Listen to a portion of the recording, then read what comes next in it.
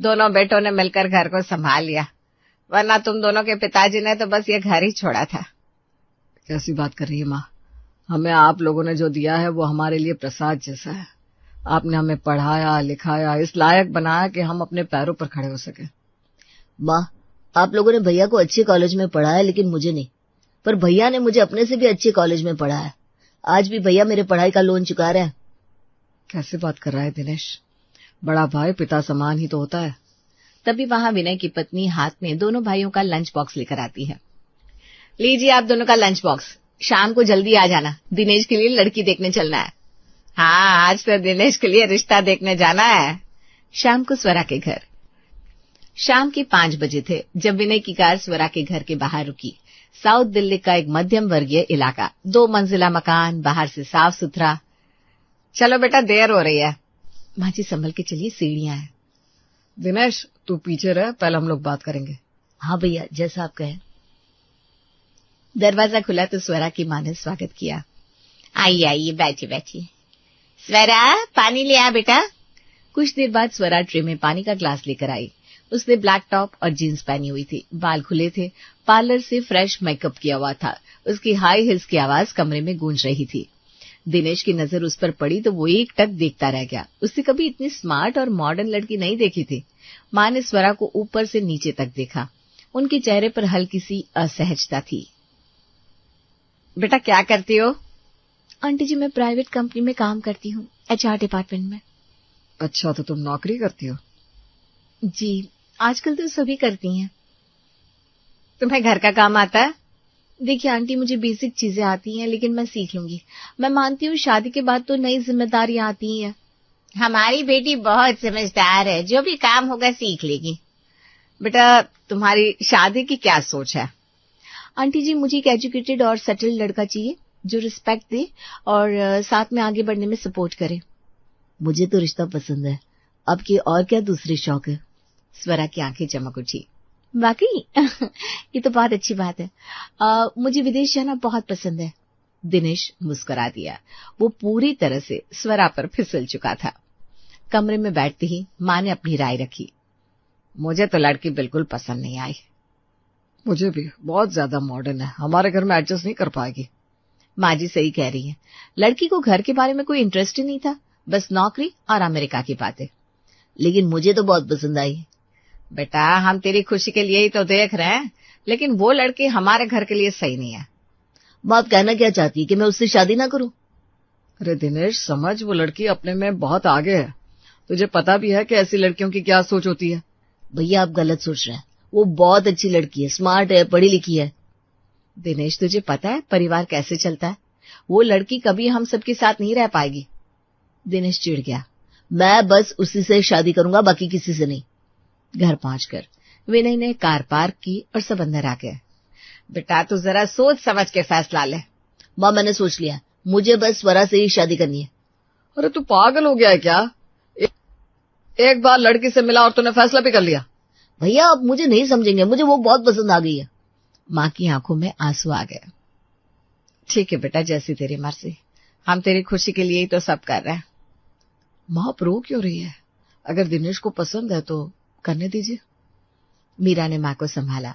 माँ जी, आप परेशान मत होइए, हो सकता है लड़की अच्छी निकले। मुझे डर लग रहा है मीरा, मेरा दिल कह रहा है कुछ गड़बड़ है। माँ फिक्र मत करिए, मैं हूं ना, सब संभालूंगा। दिनेश अपने कमरे में जाकर स्वरा के बारे में सोचने लगा। उसके चेहरे की मुस्कान, उसका अंदाज, सब कुछ उसे अच्छे से याद आ रहा था। वो पूरी तरह से उस पर फिदा हो चुका था। अगले दिन से ही दिनेश का व्यवहार बदल गया था। वो किसी से ठीक से बात नहीं कर रहा था। सुबह नाश्ते की टेबल पर माँ ने प्यार से कहा, बेटा पराठे खा ले। मुझे भूख नहीं है। अरे क्या हो गया तुझे? कल से ऐसा व्यवहार क्यों कर रहा है? कुछ नहीं भैया, आप लोगों को मेरी खुशी से कोई मतलब ही नहीं है ना।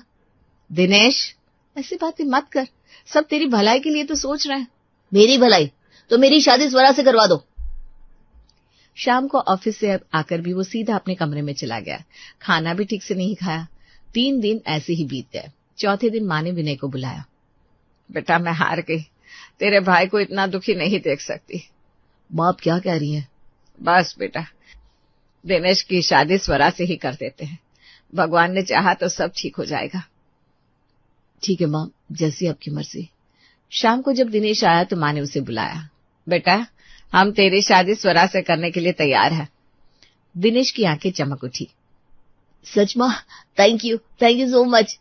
उसने माँ को गले लगा लिया। विनय और मीरा चुपचाप सब देख रहे थे। दोनों के चेहरे पर चिंता की लकीरें थी। शादी के 3 दिन बाद ही स्वरा ने घर में बदलाव शुरू कर दिए। ये पर्दे कितने पुराने हैं, इन्हें बदलना पड़ेगा। बेटा, ये अभी 2 साल पहले ही लिए थे। आंटी जी, मेरा मतलब है ये डिजाइन बहुत ओल्ड स्टाइल है, अब तो मॉडर्न पर्दे आते हैं। स्वरा, घर में सब कुछ ठीक है, जरूरत पड़ने पर बदल लेंगे। देखिए भाभी, मैं तो बस इसलिए कह रही हूँ कि घर अच्छा लगे, आप लोग समझती नहीं है। 2 दिन बाद स्वरा सोफे कवर बदलवा लाई, फिर किचन के बर्तन बदलने की बात करने लगी। माँ और मीरा चुपचाप सब देख रहे थे। रात को दिनेश के कमरे में स्वरा ने बात छेड़ी। दिनेश, तुमने अमेरिका जाने के बारे में सोचा?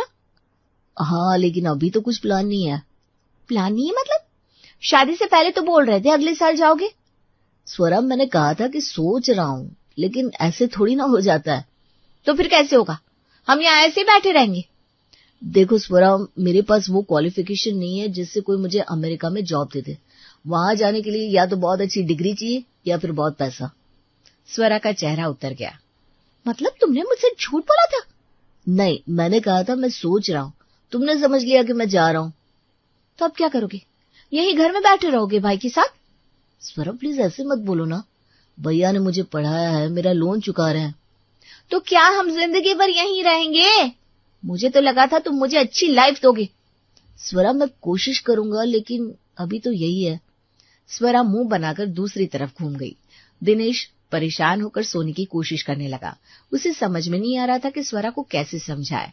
अगले कुछ हफ्तों में स्वरा रोज दिनेश को अमेरिका जाने के लिए उकसाने लगी। देखो दिनेश, अमेरिका में कितनी अच्छी लाइफ है, बड़े घर, अच्छी गाड़ियां, हर सुविधा। स्वरा प्लीज, मुझे पता है, लेकिन इतना आसान नहीं है। आसान है, तुम बस कोशिश नहीं कर रहे हो। मेरी सहेली रिया, उसकी शादी हुई थी, अब वो अमेरिका में है। देखा उसकी फोटो, कितना बड़ा घर है। उसने अपना फोन दिनेश के सामने दिखाया। फोटो में रिया एक बड़े से घर के सामने खड़ी थी। हाँ अच्छा है, लेकिन उसके पति के पास शायद वीजा होंगे। अरे तो हम भी वीजा ले लेंगे, तुम बस मेरी बात सुनो। रोज खाने की टेबल पर सोते वक्त सुबह उठते स्वरा यही बात करती रहती। दिनेश परेशान हो गया था। एक दिन स्वरा अपने ऑफिस से एक कार्ड लेकर आई। ये देखो, ये मेरी कलीग ने दिया है, ये एक ट्रैवल एजेंट का कार्ड है, वो लोग अमेरिका भेजते हैं। स्वरा, ये सब धोखा होता है, इनसे दूर रहना चाहिए। नहीं, बिल्कुल जेन्युइन है। मेरे कलीग के भाई गए थे इन्हीं के थ्रू। एक बार मिल तो लो, बात तो करो। नहीं स्वरा, मुझे नहीं मिलना किसी से। प्लीज एक बार, अगर तुम्हें अच्छा नहीं लगा तो फिर मैं कभी नहीं बोलूंगी, ठीक है? दिनेश हार गया। ठीक है, एक बार मिल लेते हैं। 2 दिन बाद स्वरा एक आदमी को घर लेकर आई। उसका नाम शर्मा था, करीब 45 साल का, चमकदार कपड़े पहने हुए। देखिए दिनेश जी, अमेरिका जाना बहुत आसान है, हम स्टूडेंट वीजा दिलवा देते हैं। लेकिन मैं अभी पढ़ना नहीं चाहता। अरे बस वीजा के लिए, वहां जाकर आप काम कर सकते हैं, बहुत लोग करते हैं। महीने का 1 लाख रुपया तो आसानी से कमा लोगे। दिनेश की आंखें चमक उठी। 1 लाख महीना? हाँ जी, कम से कम। अगर अच्छी जगह मिल गई जॉब तो और भी ज्यादा। बड़ा घर, गाड़ी, सब कुछ। यहाँ तो जिंदगी भर मेहनत करोगे तब भी कुछ नहीं होगा। स्वरा मुस्कुरा रही थी, उसकी प्लानिंग काम कर रही थी। बस 15 लाख रुपए का खर्चा आएगा, वीजा, टिकट, एडमिशन सब मिलाकर। 15 लाख? इतने पैसे कहाँ से लाऊं मैं? वो तो आप देख लो जी, हमारा काम तो आपको भेजना है। शर्मा के जाने के बाद स्वरा का व्यवहार और बदल गया। अब वो दिनेश के पैसों पर अपना कंट्रोल जमाने लगी। एक दिन विनय ने दिनेश से कहा, दिनेश, इस महीने का घर का खर्चा तो दे दे, बिजली का बिल भी आ गया है। लेकिन दिनेश टाल देता है। 1 महीना बीत गया, दिनेश ने घर के खर्चे में 1 रुपया नहीं दिया। विनय परेशान हो गया। मेरा ये क्या हो रहा है? पूरा घर का खर्चा मैं अकेले उठा रहा हूँ। मुझे भी समझ में नहीं आ रहा। स्वरा से बात करो तो वो टाल देती है। मुझे दिनेश से बात करनी होगी। अगले दिन शाम को विनय ने फिर से दिनेश से बात की। दिनेश, राशन लाना है, पैसे दे दे। भैया मेरे पास पैसे नहीं है। अरे कैसे नहीं है, तेरी तनख्वाह तो आई होगी। हाँ आई है, लेकिन मुझे अपने काम के लिए चाहिए। कौन से काम के लिए? भैया मैं अमेरिका जा रहा हूँ, वीजा के लिए पैसे चाहिए, 15 लाख जमा करने हैं। अरे क्या बकवास कर रहा है, घर का खर्चा देना तेरी जिम्मेदारी है। जिम्मेदारी? आपने माँ बाप से क्या लिया? वो लिया, मुझे तो कुछ नहीं मिला। अच्छे कॉलेज में आप पढ़े, मुझे साधारण कॉलेज में डाला। विनय को झटका लगा। तो तू यहाँ मुफ्त में रहेगा, खाएगा पिएगा और खर्चा नहीं देगा? जब तक पैसे जमा नहीं हो जाते तब तक नहीं दे सकता। आप समझ क्यों नहीं रहे? विनय का गुस्सा फूट पड़ा, लेकिन वो क्या कहता। धीरे धीरे पड़ोस में भी खबर फैल गई कि दिनेश के घर में लड़ाई हो रही है। एक दिन दिनेश को पुराना दोस्त रवि मिलने आया। यार दिनेश, सुना तेरे घर में प्रॉब्लम चल रही है। हाँ यार, भैया नहीं समझ रहे हैं। मैं अमेरिका जाना चाहता हूँ लेकिन पैसे नहीं है। कितने चाहिए? 15 लाख। एक एजेंट मिला था लेकिन इतने पैसे कहाँ से लाऊंगा यार। देख, मेरा एक दोस्त है, वो सिर्फ 10 लाख में वीजा दिलवा देगा, बिल्कुल पक्का। दिनेश की आंखें चमक उठी। सच? सिर्फ 10 लाख में? हाँ यार, लेकिन जल्दी करनी होगी, स्लॉट लिमिटेड होता है ना। दिनेश ने अपनी सारी बचत और स्वरा की सेविंग मिलाकर 10 लाख रवि को दे दिए। स्वरा बहुत खुश थी। 1 महीना बीत गया, रवि फिर आया।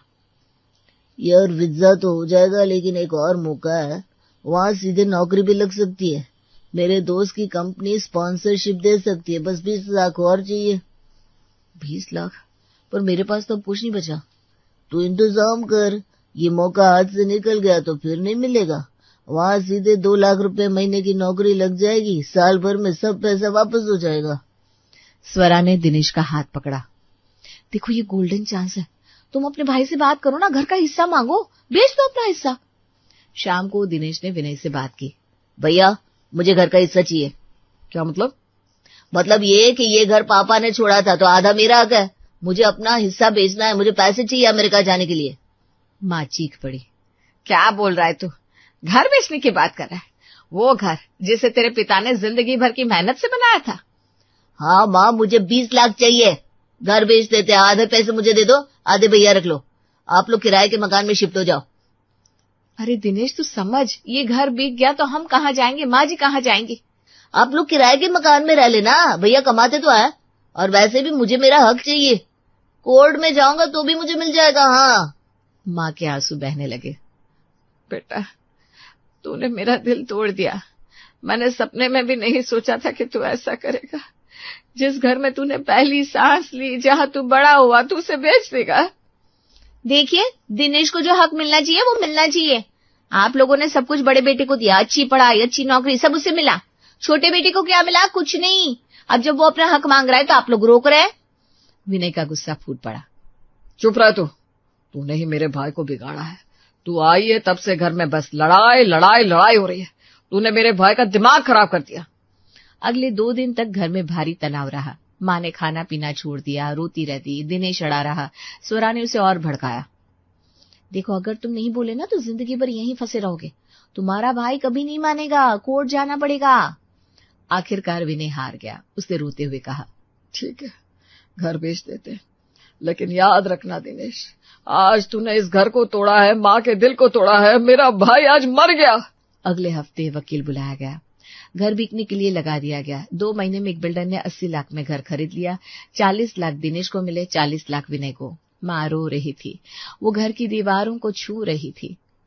इन दीवारों में तेरे पापा की मेहनत थी, उनके सपने थे, आज सब बिक गया। ये घर जाते वक्त मैं अपनी आत्मा यहीं छोड़ के जा रही हूँ। विनय ने माँ को संभाला। उसकी आंखों में भी आंसू थे। माँ चलिए, हमें किराए का मकान देखना है। मीरा भी रो रही थी। उसने घर का एक आखिरी चक्कर लगाया। दूसरी तरफ दिनेश ने रवि को 20 लाख दे दिए। स्वरा खुश थी। बस अब 2 महीने, फिर हम अमेरिका, वहां नई जिंदगी शुरू होगी। हाँ, नई जिंदगी। 2 महीने बीत गए। रवि के फोन नहीं आ रहे थे तो दिनेश परेशान हो गया। स्वरा, रवि का फोन ही नहीं आ रहा, वीजा के बारे में कोई अपडेट नहीं। तो कॉल करो ना उसे। दिनेश ने रवि को कई बार फोन किया। आखिरकार एक दिन फोन उठा। रवि यार, क्या हो रहा है? वीजा का क्या हुआ? देख यार, वो प्रोसेस में टाइम तो लगता है, थोड़ा और इंतजार कर। लेकिन तूने तो कहा था 2 महीने में हो जाएगा। हाँ, लेकिन कुछ प्रॉब्लम आ गई है, थोड़े और पैसे चाहिए। क्या? मैंने 30 लाख दे दिए। देखो, अगर जाना है तो और 5 लाख लगेंगे, वरना छोड़ दे। दिनेश घबरा गया। उसने स्वरा से बात की। स्वरा ने अपनी बची हुई सेविंग्स निकाल दी। दिनेश ने अपनी गाड़ी बेच दी, किसी तरह 5 लाख और जुटाए और रवि को दिए। फिर 1 महीना और बीत गया। रवि गायब हो गया।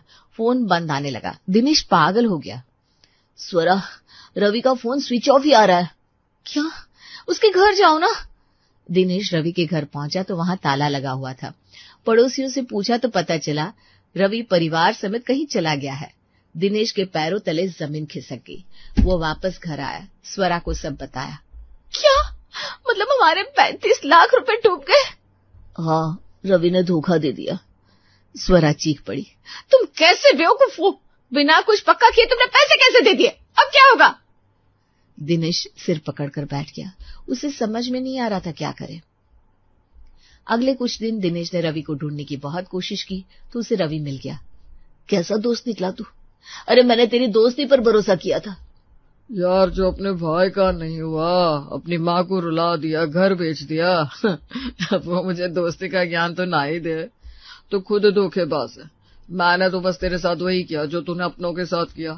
पैसा तो गया, अब औकात में रह। दिनेश टूट गया। वो घर आकर फर्श पर बैठ गया और रोने लगा। स्वरा भी रो रही थी। अब क्या होगा? किराए के घर में कब तक रहेंगे? घर भी गया, पैसा भी गया। ये मैंने क्या कर दिया? मैंने सब बर्बाद कर दिया तेरे कहने पर। 1 हफ्ता और बीता। दिनेश डिप्रेशन में चला गया। नौकरी पर जाना भी बंद कर दिया। स्वरा अब उससे बात भी नहीं करती थी। एक दिन दिनेश हिम्मत करके विनय की किराए के घर पर पहुंचा। दरवाजा खटखटाया। मीरा ने दरवाजा खोला। उसे देखते ही उसका चेहरा सख्त हो गया। भाभी, भैया है। क्यों आया है तू यहाँ? भाभी, मुझे भैया से मिलना है। विनय बाहर आया। उसने दिनेश को देखा। क्या चाहिए तुझे? दिनेश घुटनों के बल बैठ गया। उसके आंसू नहीं रुक रहे थे। भैया, मुझे माफ कर दो। मैंने बहुत बड़ी गलती की। मैं बर्बाद हो गया भैया। रवि ने धोखा दे दिया, सारे पैसे ले गया। मेरे पास कुछ नहीं बचा भैया। माँ भी बाहर आ गई। दिनेश को देखकर उनकी आंखें भर आई। माँ, मुझे माफ कर दो। मैंने बहुत बड़ा गुनाह किया। मैंने आप लोगों का दिल तोड़ा, घर तोड़ दिया और खुद भी बर्बाद हो गया। माँ ने दिनेश को उठाया और गले लगा लिया। बेटा, माँ कभी अपने बच्चों से नाराज नहीं रहती। तू वापस आ गया, यही बात है। विनय की आंखों में भी आंसू आ गए। उठ दिनेश, भाई को घुटनों पर नहीं बैठना चाहिए। तू गलत रास्ते पर चला गया था, लेकिन तू वापस आ गया, ये सबसे बड़ी बात है। भैया, मैंने सब बर्बाद कर दिया। घर भी गया, पैसा भी गया। घर तो गया, लेकिन परिवार तो है ना। हम फिर से मिलकर नया घर बना लेंगे। धीरे धीरे सब ठीक हो जाएगा। बस इस बार कोई हमें अलग नहीं कर पाएगा। मीरा भी रो रही थी। वो भी दिनेश को गले लगा लेती है। चल अंदर आ, तेरे लिए खाना बनाती हूँ। दिनेश अंदर गया। माँ ने उसके सिर पर हाथ फेरा। बेटा, लालच इंसान को बर्बाद कर देता है। तूने देख लिया ना, जो पास था वो भी गंवा दिया और जो चाहते थे वो तो मिला ही नहीं। माँ, हम सब मिलकर फिर से शुरू करेंगे। धीरे धीरे सब ठीक हो जाएगा।